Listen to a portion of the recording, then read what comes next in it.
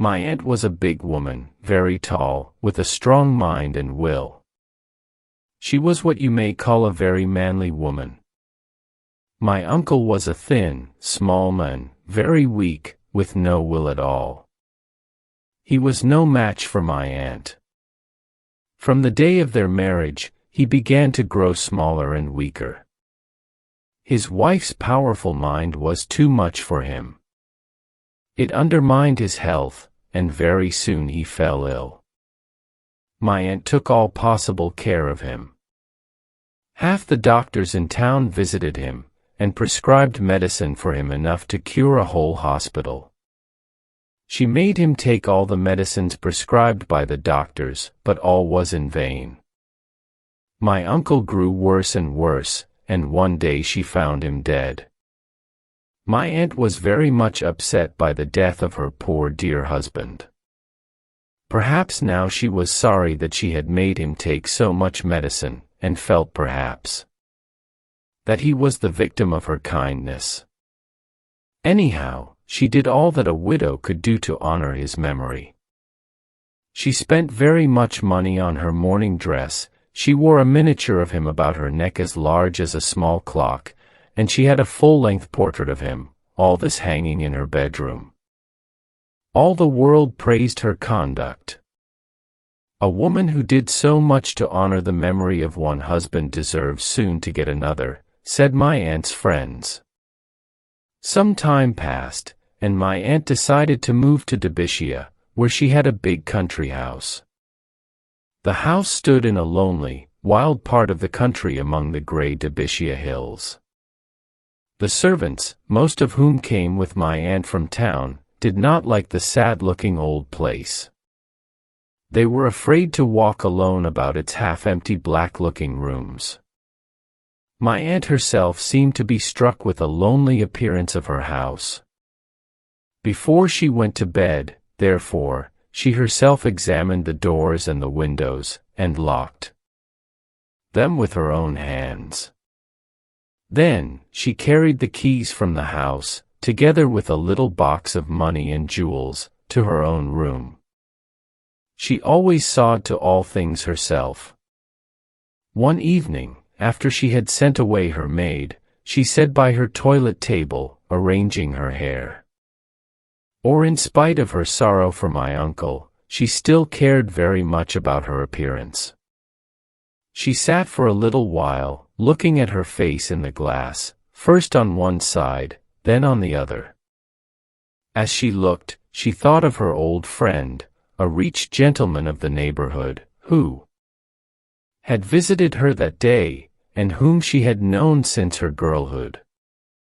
All of a sudden, she thought she heard something move behind her. She looked round quickly, but there was nothing to be seen. Nothing but the painted portrait of her poor dear husband on the wall behind her. She gave a heavy sigh to his memory, as she always did, whenever she spoke of him in company, and went on arranging her hair. Her sigh was re-accorded. She looked round again, but no one was to be seen. "Oh, it is only the wind," she thought, and went on putting her hair in papers. But her eyes were still fixed on her own reflection and the reflection of her husband's portrait in the looking-glass. Suddenly, it seemed to her that in the glass she saw one of the eyes of the portrait move. It gave her a shock. "I must make sure," she thought, and moved the candle so that the light fell on the eye in the glass. Now she was sure that it moved. But not only that, it seemed to give her a wink exactly as her husband used to do when he was living. Now my aunt got really frightened. Her heart began to beat fast. She suddenly remembered all the frightful stories about the ghosts and criminals that she had heard. But her fear soon was over. Next moment, my aunt, who, as I have said, had a remarkably strong will, became calm. She went on arranging her hair. She even sang her favorite song, Nello voice, and did not make a single false note. She again moved the candle, and while moving it, she overturned her workbox. Then she took the candle and began without any hurry to pick up the articles one by one from the floor.